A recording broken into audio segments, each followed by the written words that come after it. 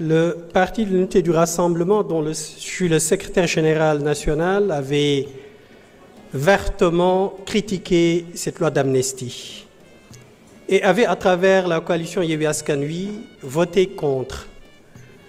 Donc, je suis très à l'aise aujourd'hui pour parler de cette loi interprétative. Cette loi interprétative a collé à la loi d'amnistie qui, comme tout le monde l'a précisé, doit être revue. Et sur la forme, le débat se pose sur la forme. Il y en a qui considèrent qu'il faut l'abroger. D'autres pensent que la modification partielle serait la bonne solution. Et le député Amadou Ba considère, lui, qu'il faut faire une interprétation de la loi. Moi, je suis de ceux qui considèrent que abroger la loi serait une demande dangereuse. Cette loi d'amnistie qui a été élaborée et votée de façon hâtive continue de traîner aujourd'hui ses tares. Et d'ailleurs, ce qui vaut cette proposition de loi interprétative. Abroger la loi d'amnistie reviendrait à fragiliser l'ordre juridique en ce que cette loi d'amnistie a déjà produit ses effets ou continue de produire ses effets depuis sa promulgation, depuis le 6 mars 2024. Le principe des droits acquis, l'intangibilité du principe des droits acquis et le principe de la non-rétroactivité se heurteraient à l'abrogation de cette loi. Elle produit ses effets depuis le 6 mars, je l'ai dit tantôt. Des personnes qui avaient été emprisonnées ont été libérées. Des procédures qui avaient été enclenchées ont été stoppées. Et la loi d'amnistie a demandé que les peines et les procédures soient déclarées inexistantes, même si les faits demeurent. Donc, abroger cette loi reviendrait à fragiliser la sécurité juridique. Il reste la modification. On aurait peut-être pu la modifier.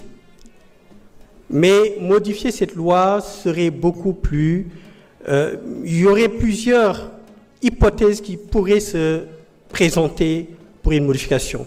Donc la voie la plus simple, c'est l'interprétation qui a été cette proposition de loi relative à l'interprétation de la loi.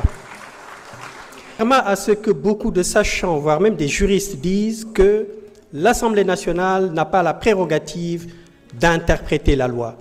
C'est peut-être ignorer le droit, puisque le professeur Odosek disait que le droit est tellement important qu'il ne faut pas le laisser aux juristes. L'Assemblée nationale peut bel et bien interpréter la loi. Il y a plusieurs types de lois, loi ordinaire, loi organique, loi interprétative. Et la loi interprétative constitue une exception du principe de non-rétroactivité. Il y a les lois douces, les lois pénales douces, les lois expressément déclarées interprétatives et les lois interprétatives qui sont des lois rétroactives.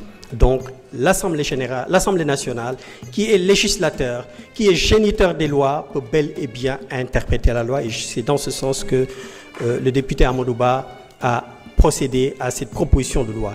De quoi il s'agit? Il s'agit de préciser le sens de deux notions. Une motivation politique et des manifestations. Il s'agit d'un champ d'application fourre-tout qu'il fallait nécessairement préciser et en même temps faire de sorte que cette loi soit conforme aux instruments internationaux qui ont été ratifiés, souscrits par le Sénégal. Donc, je pense qu'il n'y a pas un chat à fouetter.